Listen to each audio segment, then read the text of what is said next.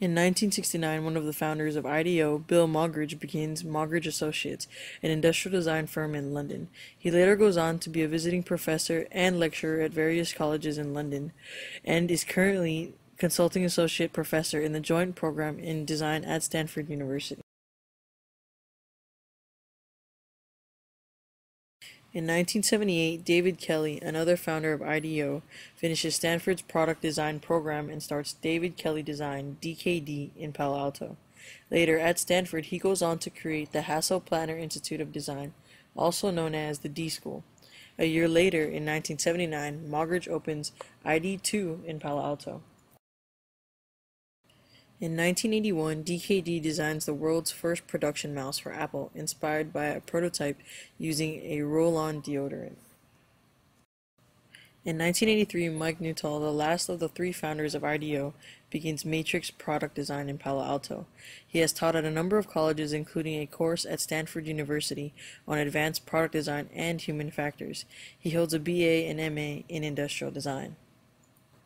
In 1986, Moggridge coins the term interaction design, a growing discipline focused on electronic devices and software.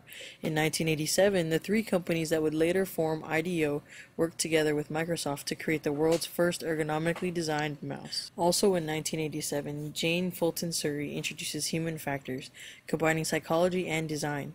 She came to design from psychology and architecture with a pioneering ambition to integrate social science-based perspectives with design practice and to foster a community of collaborators. In 1991, IDEO forms. As David Kelley Design, Matrix, ID2, and Moggridge Associates merge. This leads to numerous projects in different industries: consumer health, automotive, healthcare services, education, food, etc.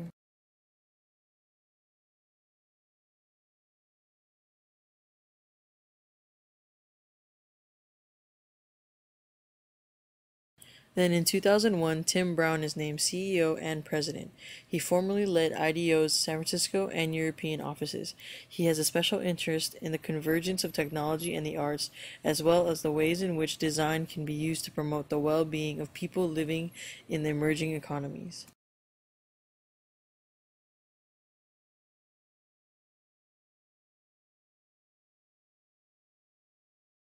Currently, IDEO has 550 employees in 8 locations: New York, Boston, Chicago, San Francisco, London, Munich, Shanghai, and headquarters in Palo Alto.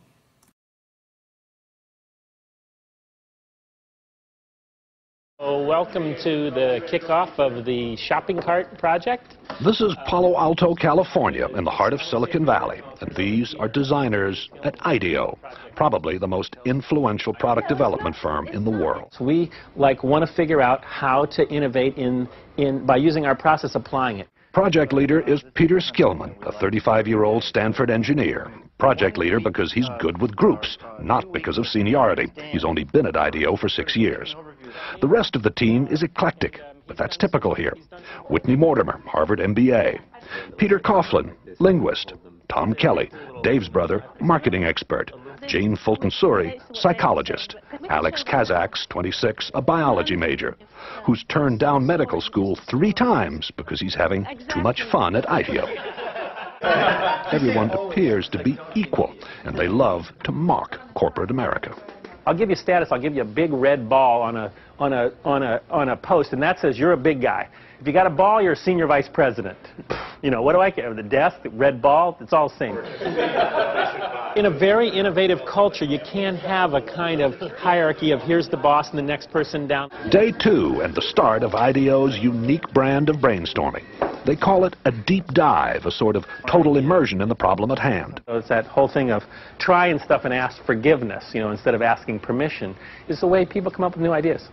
IDEO has such a reputation for innovation that client companies are increasingly asking Dave not just for new products, but also to remake their corporate cultures. Back at the shop, it is 6 o'clock, and the 4 mock-ups are ready for showing. The design is still not there. But there's another motto at IDEO: fail often in order to succeed sooner. A lot of hours. Also, an open mind, a boss who demands fresh ideas be quirky and clash with his, a belief that chaos can be constructive, and teamwork, a great deal of teamwork. And these are the recipe for how innovation takes place.